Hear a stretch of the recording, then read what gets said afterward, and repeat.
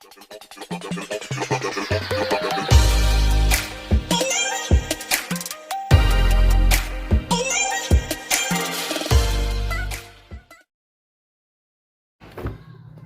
दोस्तों, कैसे आप लोग। आपके सामने फिर से हाजिर हूँ एक नए टॉपिक और नए वीडियो के साथ में। दोस्तों, मैं चाहता हूँ कि आप मेरी वीडियो को लाइक कीजिए, शेयर कीजिए और मेरे चैनल को सब्सक्राइब कीजिए और मुझे ये बताते रहिए कि मेरी वीडियो कैसी लग रही है। तो दोस्तों, लेट ना करते हुए अपनी वीडियो को ले चलता हूँ, लेकिन ले जाने से पहले मैं आपको फिर से बता रहा हूँ कि आज मेरा वीडियो का टॉपिक है वो है यूरिक एसिड। यूरिक एसिड कैसे कहते हैं और किस वजह से होता है। गलत खाना खाने की वजह से हमारे बॉडी के अंदर बहुत सारी बीमारी जन्म लेती हैं और बहुत सारी बीमारियां डेवलप हो जाती हैं, और इसी डेवलप की बीमारियों की वजह से हमारे बॉडी के अंदर बहुत सारे ऑर्गन बेकार होना शुरू हो जाते हैं। इन्हीं बीमारियों में से एक बीमारी होती है यूरिक एसिड की। दोस्तों, यूरिक एसिड आखिर कहते कैसे हैं और होता कैसे है। लाइफ स्टाइल जो है बहुत गलत होता है, उसकी वजह से यूरिक एसिड हमारी बॉडी के अंदर बढ़ जाना शुरू हो जाता है, यानी ब्लड के अंदर यूरिक एसिड की मात्रा बढ़ जाती है, जिसकी वजह से यूरिक बॉडी के अंगों के अंदर दर्द होना शुरू हो जाता है, यानी स्वेलिंग होना शुरू हो जाती है। जो बॉडी के जो जोड़ होते हैं ना दोस्तों, जैसे ये आपका जो कलाई हो गई या कमर हो गया या आपके घुटने हो गए, पैर हो गए, इसमें स्वेलिंग वगैरह होना शुरू हो जाती है दोस्तों, यानी बॉडी के अंगों में स्वेलिंग होना शुरू हो जाती है, जिसकी वजह से बहुत ज़्यादा तेज़ी से दर्द होना शुरू होता है। और दोस्तों, होता किस कारण से यूरिक एसिड। यूरिक एसिड के दो कारण होते हैं। एक कारण ये होता है कि यूरिक एसिड जो होता है बॉडी के अंदर बहुत ज़्यादा मात्रा में होता है, और दूसरा किडनी द्वारा यूरिक एसिड को फिल्टर ना कर पाना, यानी कि यूरिक एसिड की मात्रा बहुत अधिक हो जाती है और किडनी जो होती है उस यूरिक एसिड को फिल्टर अच्छी तरह से नहीं कर पाती है। तो यूरिक एसिड की वजह से कई बीमारी हो जाती है, जैसे अर्थराइटिस की प्रॉब्लम हो सकती है और गाउट की प्रॉब्लम भी हो जाती है, यानी कि अर्थराइटिस प्लस गाउट हो जाता है हमारे शरीर में कोशिकाओं के टूटने से और शरीर में खाए गए भोजन के द्वारा यूरिक एसिड का निर्माण होता है। जो ब्लड के अंदर यूरिक एसिड की मात्रा बहुत अधिक हो जाती है, इस समस्या को हाइपर यूरिसीमिया कहते हैं। हाइपर यूरिसीमिया की वजह से शरीर में बहुत सारी मांसपेशियों के अंदर सूजन आ जाती है, मांसपेशियों में दर्द होना शुरू हो जाता है, यानी हड्डियों में दर्द होना शुरू हो जाता है। यूरिक एसिड मेल में 3.4 से 7.0 mg/dl के अंदर 2.6 से 6.0 तक नॉर्मल रेंज में यूरिक एसिड की होती है दोस्तों।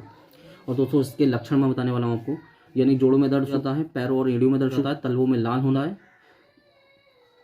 प्यास ज़्यादा लग जाता है, बुखार आना शुरू है दोस्तों, पैर के अंगूठे में दर्द होना शुरू हो जाता है और जोड़ और त्वचा के रंग में बदलाव होना शुरू होता है। यानी दोस्तों, कुछ कारण होते हैं जिसकी वजह से यूरिक एसिड हो जाता है, जैसे शुगर की वजह से, जेनेटिक लक्षण की वजह से, हाई ब्लड प्रेशर की वजह से, गलत डाइट की वजह से, अल्कोहल का ज़्यादा इस्तेमाल करने की वजह से और थायराइड का कम होना या ज़्यादा होने की वजह से। दोस्तों, इसके क्या क्या उपाय होते हैं उसके बारे में आपको बताने वाला हूँ।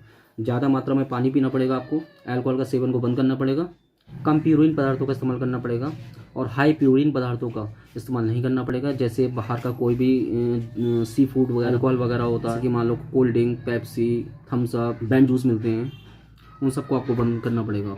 और कम प्यूरिन के पदार्थों का आपको ज़्यादा इस्तेमाल करना पड़ेगा, ज़्यादा पानी का इस्तेमाल करना पड़ेगा दोस्तों, हरी सब्जियों का इस्तेमाल करना पड़ेगा आपको, साबुदाना, अनाज, फल और सब्जियों का इस्तेमाल ज़्यादा करना पड़ेगा। वर्कआउट या व्यायाम करना पड़ेगा आपको, वर्कआउट या व्यायाम आपको रेगुलर करना पड़ेगा। आप डार्क चेरी का इस्तेमाल कर सकते हैं दोस्तों, चेरी का इस्तेमाल आप 3 सप्ताह तक कर सकते हैं। डार्क चेरी जो होता है दोस्तों, यूरिक एसिड को कंट्रोल करने में बहुत फ़ायदेमंद होता है। जैतून के अंदर मोनो अनसैचुरेटेड फैट पाया जाता है, जो यूरिक एसिड को कंट्रोल करने में बहुत फ़ायदेमंद होता है। बेकिंग सोडा में अल्कलाइन तत्व पाए जाते हैं जो यूरिक एसिड को पहले से ज़्यादा घुलनशील बनाते हैं। ज़्यादा घुलनशील होने की वजह से किडनी यूरिक एसिड को फिल्टर कर देती है, जिसकी वजह से यूरिक एसिड की समस्या बहुत आसानी से ख़त्म हो जाती है। यूरिक एसिड को नॉर्मल करने में और भी बहुत सी चीज़ें सहायक होती हैं, जैसे फल, सब्जियाँ, दूध, पेयजल पदार्थ जैसे चाय, कॉफ़ी, ग्रीन टी, यानी चाय, कॉफ़ी, ग्रीन टी, साबुत अनाज जैसे जौ, ब्राउन राइस और ओट्स। दोस्तों, यूरिक एसिड के एलोपैथिक में इलाज जो होता है फैब्रिक होता है, का काम होता है यूरिक एसिड को पूरी तरह से कंट्रोल करना, यानी उसको नॉर्मल करना।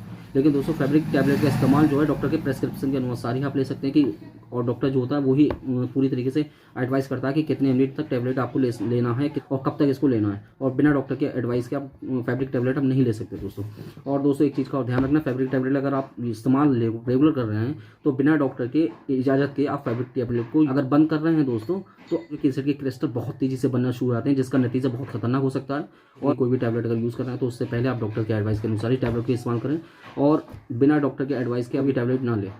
अगर यूरिक एसिड को कंट्रोल करना चाहते हैं, यानी कि बिना दवा के आप कंट्रोल करना चाहते हैं, या यूरिक एसिड को कंट्रोल कर सकते हैं, जैसे कि दारू का इस्तेमाल ना करके, मतलब अल्कोहल का इस्तेमाल ना करके, यानी अल्कोहल को आप बंद कर देंगे। तो कोई पेशेंट ऐसा है जिसको हार्ट अटैक की प्रॉब्लम है, या किसी को ब्रेन हेमरेज हो चुका है, या किसी को ब्रेन स्ट्रोक हो चुका है, या थायराइड की प्रॉब्लम है, या कोई किडनी की प्रॉब्लम है, या लंग्स की प्रॉब्लम है, या कोई लेडीज ऐसी है जो प्रेग्नेंट है, तो वो से कोई भी टैबलेट ना लें। हाई रिस्क की प्रॉब्लम है, आप डॉक्टर को पूरी कंसल्ट कीजिए ताकि कौन सी टैबलेट आपको फ़ायदेमंद है, कौन सी दवा आपको देनी चाहिए, कौन सी आपको दवा नहीं देनी चाहिए, वो डॉक्टर एडवाइस करके ही आपको दे सकते हैं।